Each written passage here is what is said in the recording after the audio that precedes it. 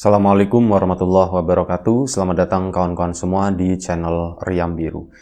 Terima kasih banyak untuk kawan-kawan yang sudah berkenan hadir di channel ini, dan pada kesempatan kali ini ada satu cerita datang dari Mas Muksin di Ambarawa.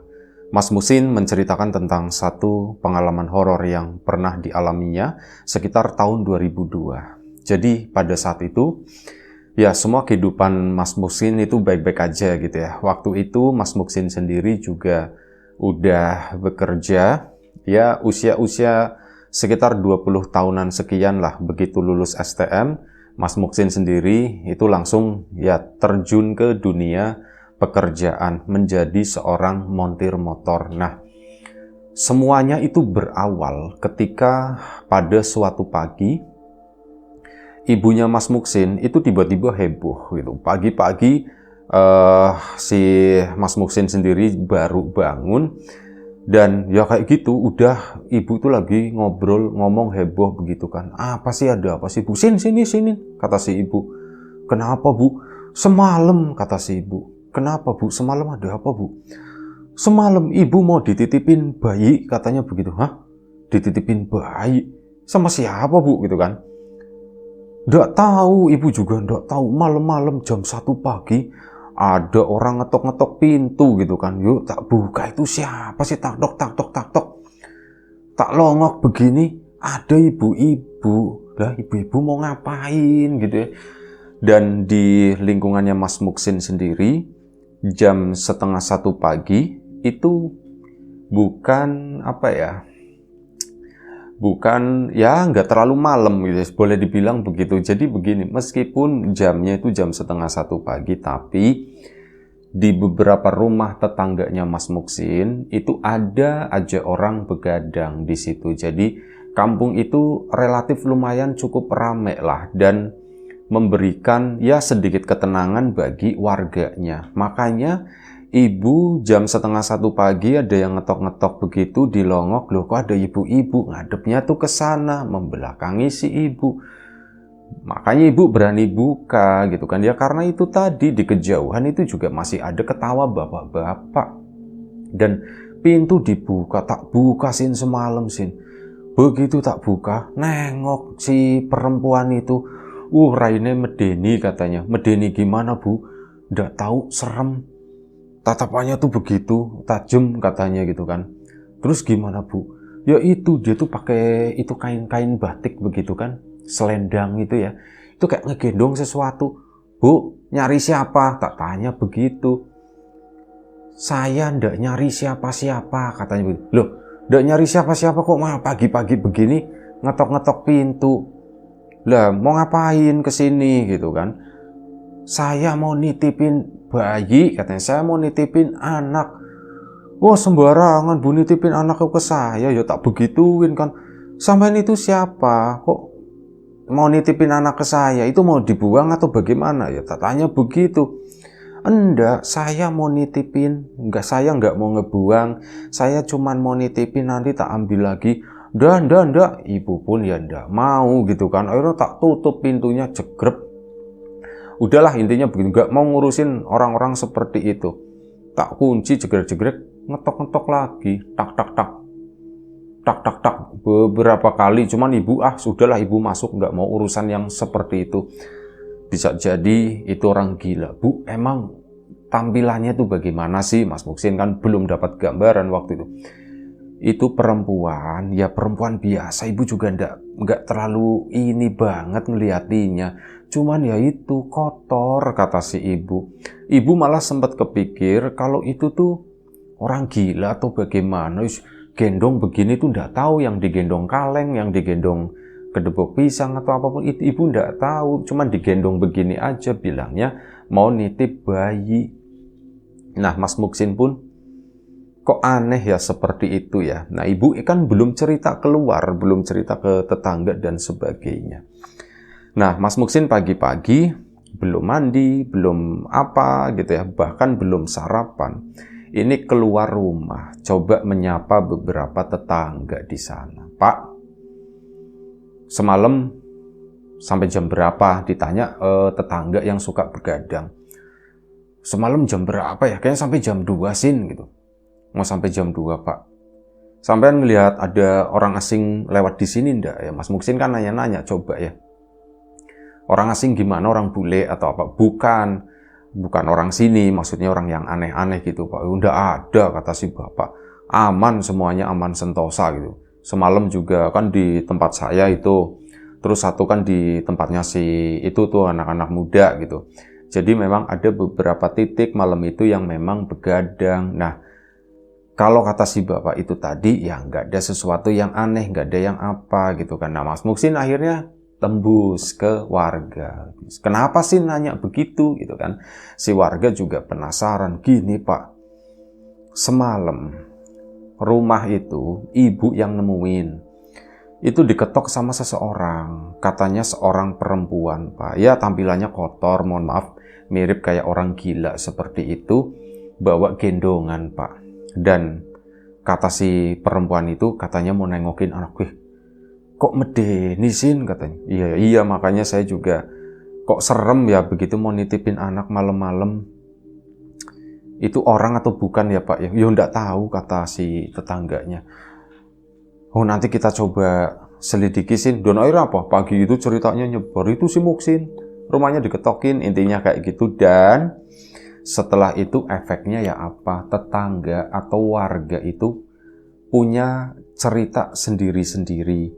Ada yang bilang itu tuh sundel bolong biasanya kayak gitu.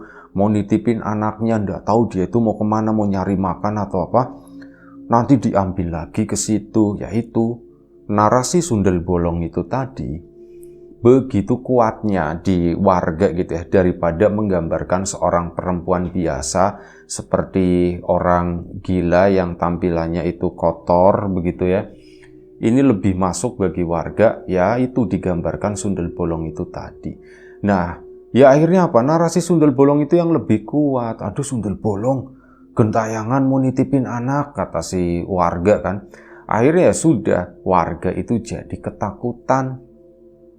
Tapi bagi yang begadang-begadang itu merupakan satu tantangan untuk ibu-ibunya, terutama anak-anak kecilnya begitu. Itu mereka tuh pada ketakutan. Nanti kalau misal kesini gimana ya? Nanti misal kesini gimana ya? Aduh itu loh, malam-malam ngetokin seperti itu. Ya punya, jadi mereka tuh pada berfantasi sendiri lah. Sampai akhirnya ya Mas Muksin kan bekerja gitu ya. Di bengkel sana pun cerita. Semalam begini gitu. Pulanglah. Nah begitu pulang, ya tentu saja banyak yang nanyain ke Mas Muksin. Ya keluarganya juga udah kenyang ditanyain sama warga mengenai kejadian semalam. Ibu yang nanggepin intinya begitu. Dan hari itu katanya ibu itu mirip selebriti. Didatengin wartawan. Wartawan itu warga pada interogasi, pada interview begitu ya. Iya Bu, emang iya semalam begini loh, berdirinya tuh dicontohin sama ibu di situ. Ya sudah makin jadilah. Dan malam harinya itu padahal baru sekitar jam 7:30 malam. Tapi kampungnya Mas Muksin itu udah sepi nyenyet banget. Gak ada siapapun yang, ya adalah maksudnya 1-2 tetap lalu lalang begitu. Cuman beda dengan biasanya, 7:30 loh.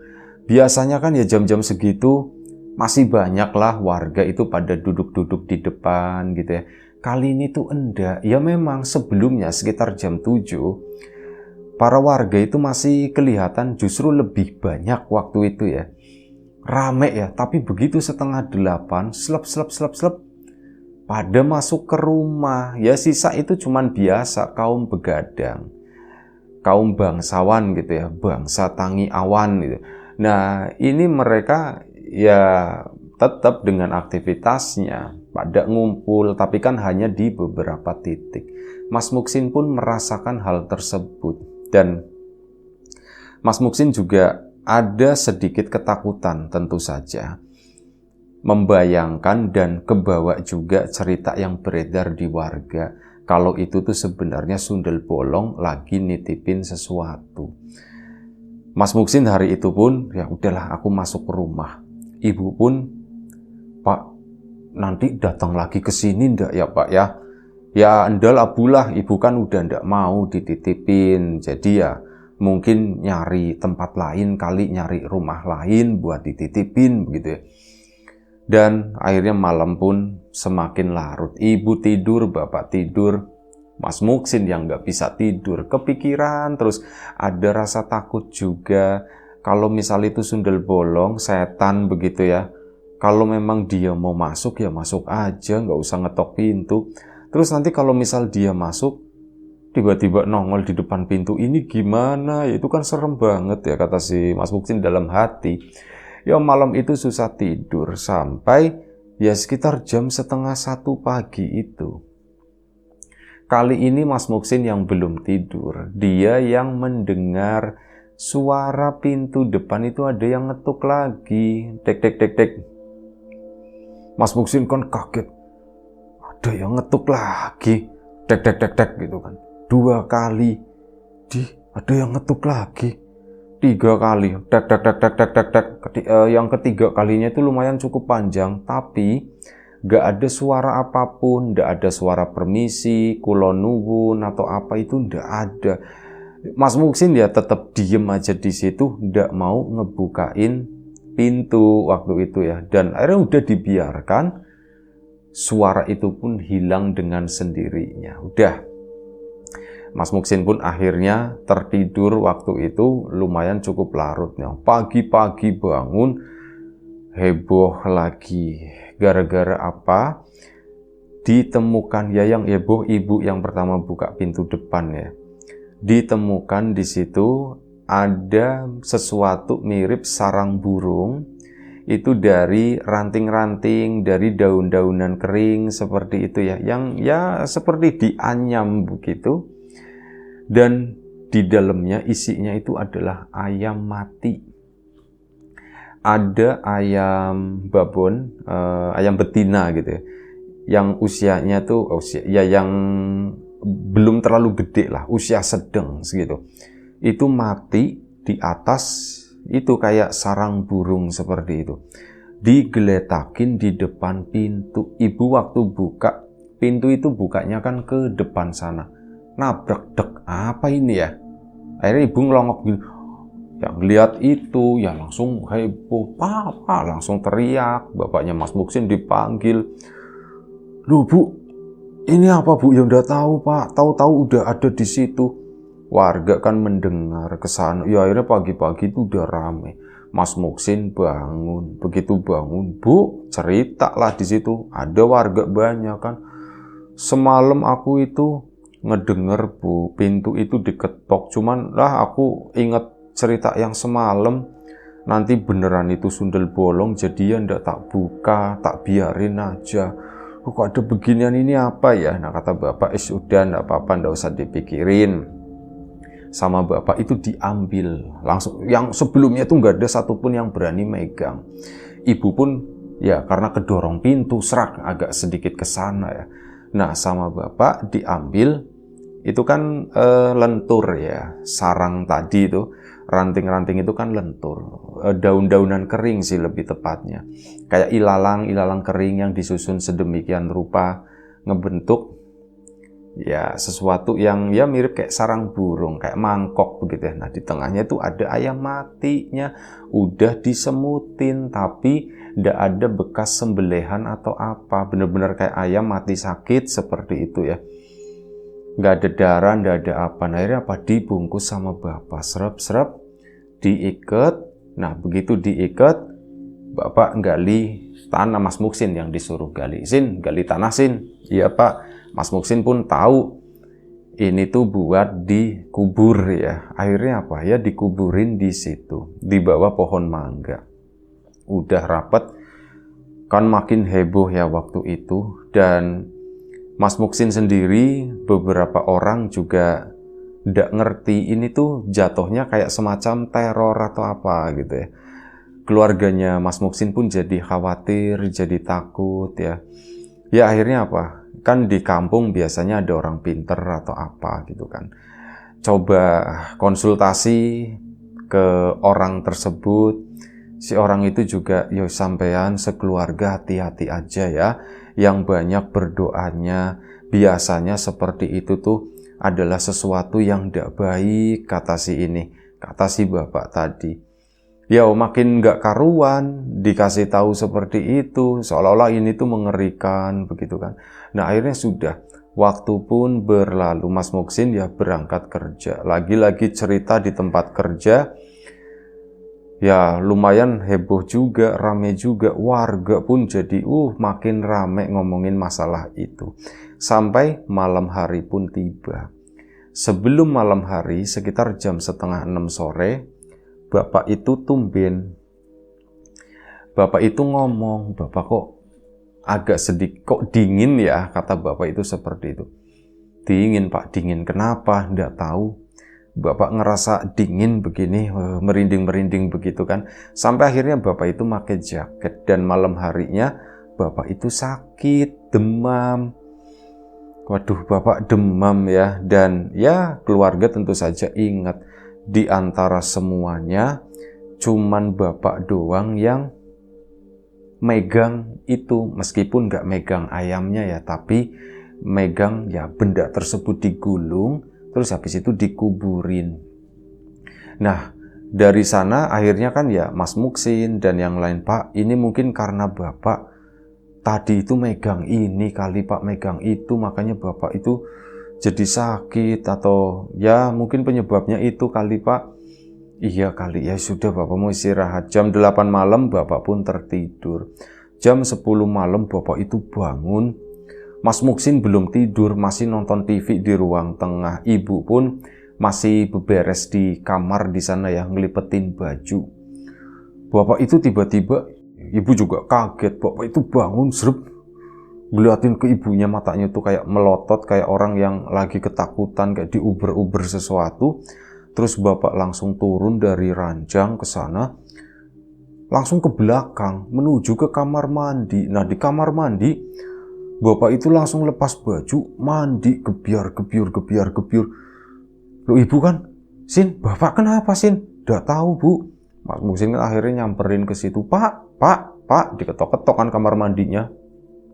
Bapaknya itu nggak jawab, ya cuman jeblang itu kedengeran, bapak itu lagi mandi. Pak, dibuka pintunya Pak, ada apa, sampai apa, pintu itu didobrak. Setelah bapak itu diem, jadi nggak ada bunyi siraman air lagi. Nah, begitu pintu didobrak, jebrek, bapak itu posisinya lagi duduk di pojokan kamar mandi di sana. Kondisinya tuh menggigil gitu kan. Duh, bapak menggigil, langsung diambil anduk yang memang tergantung di situ. Pak, ini dipakai anduknya. Ibunya Mas Muksin juga panik, adik-adiknya juga sama seperti itu. Pak, ini bapak kenapa yuk Pak, pindah ke kamar. Akhirnya dibawa ke kamar lagi, dan ya waktu itu bapak itu masih demam. Malam-malam kok disiram air seperti itu ya, mungkin tambah jadi ya. Bapak menggigil, dipakein jaket, udah dikaos kakiin, bahkan sampai ngambil ini ya, air anget dimasukin ke botol, ya ditaruh di balik selimut di situ supaya bapak itu nggak kedinginan. Dan akhirnya apa? Bapak pun bisa kontrol gitu ya. Bapak itu mulai istighfar, astagfirullahaladzim. Pak, gitu kan. Iya, Sin, gitu kata si bapak. Bapak kenapa? Ditanya sama Mas Muksin. Bapak juga ndak tahu, Sin. Lah, bapak apa yang bapak rasakan gitu kan? Ya sama ibu juga nanya begitu, Pak. Iya, dielus-elus begitu kan sama ibu. Kali ini badannya tuh udah lumayan cukup adem. Pak, bapak kenapa, Pak? Ndak tahu, Bu. Bapak itu tiba-tiba katanya. Tiba-tiba kenapa? Bapak itu berada di satu lubang tanah, Bu. Kayak semacam belumbangan, kayak lubang kuburan seperti itu, Bu. Si Mas Muksin mendengar cerita itu kan serem gitu kan, bapak kuburan gitu. Yang dibayangin itu yang enggak gitu ya. Terus gimana Pak? Ya itu bapak lagi di situ, bapak ngelongok begini, bapak mau naik sendiri, kan setingginya itu hampir sedagu orang dewasa segitu ya, atau sedadak lah setidaknya. Bapak mau naik itu susah banget, Bu. Soalnya apa? Setelah bapak mau naik, itu tiba-tiba bapak itu kayak digerujuk gitu. kayak mau ditimbun, itu bukan pakai tanah, tapi pakai ayam-ayam mati, kata si bapak. Terus gimana, Pak? Ya bapak ndak bisa naik gitu kan. Akhirnya apa? Bapak tuh di bawah di situ, di atas bapak itu ayam mati semua, bangke itu semuanya. Bau ndak Pak bangkainya, Pak? Ya bau banget, bapak itu udah ndak kuat. Dan akhirnya apa? Setelah srup gitu kan, bapak itu bisa keluar, coba naik ke atas. Akhirnya bapak pun berhasil keluar dari lubang tersebut. Cuman ya itu, badan bapak itu gatel-gatel semua, bau banget lagi gitu ya, licin. Dan bapak akhirnya mandi gitu. Oh begitu. Bapak pun diem aja gitu. Pak, jangan diem. Terus gimana lagi, Pak? Bapak saat keluar dari kuburan tersebut, itu di bawah pohon Kamboja, bapak itu melihat ada seorang perempuan, merinding ini. Ada seorang perempuan itu lagi ngegendong bayi, kata si bapak. Terus gimana, Pak? Dia itu pakai payung, kata bapak. Itu cuman duduk di bawah Kamboja di situ, itu ngeliatin bapak sambil senyum. Yo bapak takut lah yang jelas. Terus bapak keluar, dan ya perasaan bapak itu pulang ke rumah ke sini, dan bapak mandi buat bersih-bersih gitu ya. Udah Pak, udah. Bapak pun ditenangin lagi sama Mas Muksin. Bapak ini badan udah mulai ademan, sini tak pijitin, Pak. Akhirnya dipijitin kakinya sama Mas Muksin, ibu mijitin tangannya gitu ya. Bapak itu pun nggak dibiarkan melamun, nggak dibiarkan berdiam diri sendiri, selalu diajak ngobrol sama Mas Muksin. Ngobrolnya pun udah nggak membahas itu lagi, tapi ngobrolin yang lain. Dan akhirnya bapak pun malam itu bisa tertidur lagi. Bapak bilang, bapak ngantuk Sin gitu. Ya udah Pak, kalau memang ngantuk bapak tidur aja. Iya bapak tak tidur ya. Akhirnya tidurlah si bapak tadi. Mas Muksin pun tadi tuh khawatir banget, cuman sekarang melihat kondisi bapak, badan juga udah adem, masih anget, cuman angetnya itu nggak seperti tadi. Kalau tadi tuh panas gitu ya, kalau ini tuh cuman kayak anget doang. Ya sudah, biarin aja. Ibu pun ya khawatir tentu saja. Ibu pun nemenin bapak tidur di sana. Mas Muksin keluar, kata ibu, Sin, kamu tidurnya di ruang tengah aja ya, jangan di kamar. Iya Bu, Mas Muksin pun tahu, maksudnya biar kalau misal ada apa-apa, manggilnya tuh gampang, deket gitu kan. Dan ibu juga karena memang agak sedikit takut. Akhirnya apa ya, adik-adiknya Mas Muksin disuruh kumpul di ruang tengah itu. Udah, kalian malam ini tidurnya di sini ya. Iya Bu, iya Bu. Akhirnya sudah. Entah jam berapa waktu itu, semua adik-adiknya Mas Muksin tidur. Ibu itu kayak lagi ngecek bapak lagi sebelum tidur ya, dan akhirnya ibu pun sepertinya udah tertidur. Mas Muksin itu belum. Dia memang udah mulai ngantuk, dan ya itu ada sedikit kengerian. Akhirnya udah merem begini kan. Begitu merem, Mas Muksin itu mendengar ada suara duk duk duk duk duk duk duk, kayak orang lari di lantai tanpa alas gitu.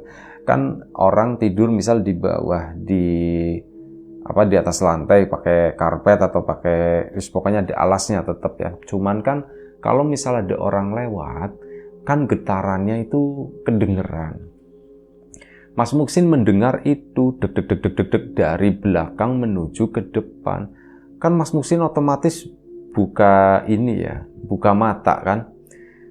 Itu sepintas, seserepet, Mas Muksin itu melihat payung warna hitam, cuman ukurannya bukan payung yang gede gitu, enggak, payungnya tuh kecil.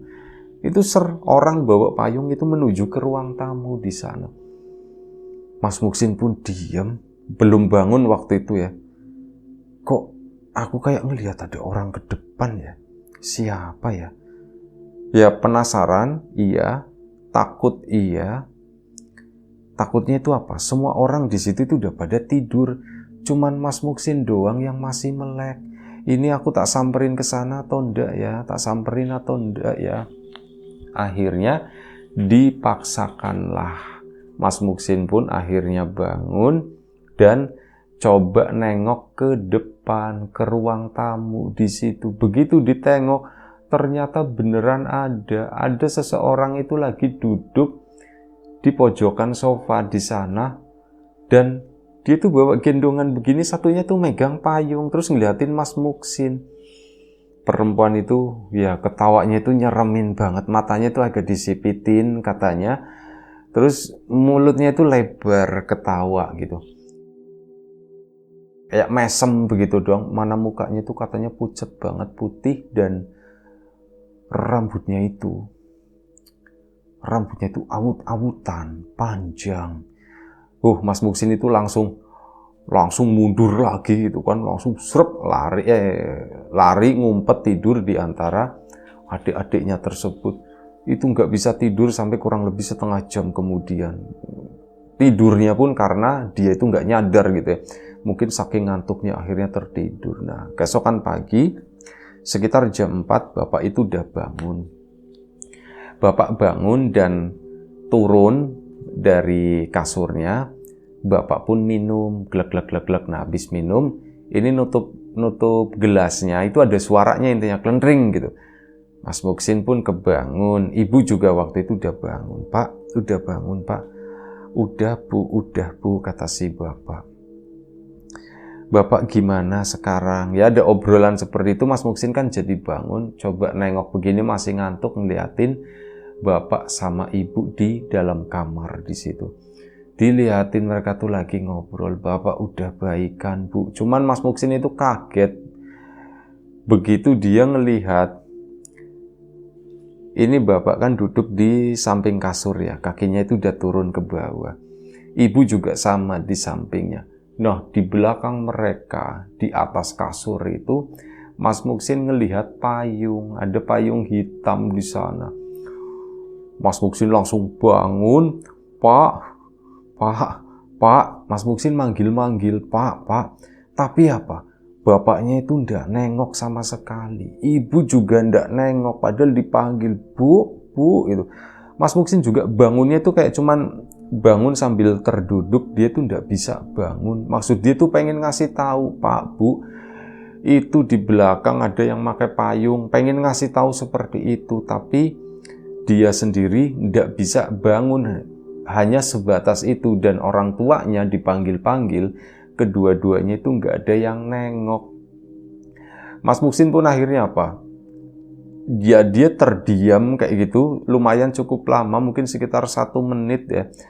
Dan si sosok yang pakai payung itu, tahu-tahu selep ngilang ke bawah di balik punggung kedua orang tuanya. Nah, saat itu baru Mas Muksin itu bisa bangun, cuman waktu itu tuh keliengan ya, kepala pusing kayak mau jatuh, pegangan, dan akhirnya mendekat ke bapak sama ibunya. Pak, Bu, Muksin udah bangun, Sin. Pak, Bu, itu di belakang katanya, di belakang. Sin, di belakang apa? Ibu kan jadi ya masih trauma gitu ya, agak takut ya. Sin, di belakang apa? Kasih tahu, Bu. Udah nggak ada Bu sekarang. Tadi aku ngelihat sesuatu. Ini Mas Muksin masih keliengan ya waktu itu kepalanya ya. Dan akhirnya apa? Mas Muksin itu jatuh ke bawah, brek. Nunggu, nahan supaya pusingnya itu agak lumayan cukup hilang. Karena apa? Itu kayak agak sedikit muter, kayak orang vertigo begitu ya, mungkin ya. Ini agak muter sampai akhirnya udah mulai berhenti. Ya ibu pun nyamperin, Sin, kamu udah apa-apa? Aku udah apa-apa Bu. Sekarang jam berapa Bu? Udah jam 4 pagi, Sin, gitu. Ini udah pagi. Bu, tadi aku ngelihat, Bu, yang pakai payung, Bu, perempuan pakai payung, Bu. Hari ini aku udah ngelihat 2 kali, Bu. Semalam aku juga ngelihat, dan tadi aku juga ngelihat. Ceritanya kita potong sampai di sini dulu. Kita lanjut di video selanjutnya ya, karena ceritanya masih lumayan cukup panjang. Terima kasih kawan-kawan semuanya. Sampai jumpa di episode selanjutnya Riam Biru, jaga kesehatan tentunya. Assalamualaikum warahmatullahi wabarakatuh.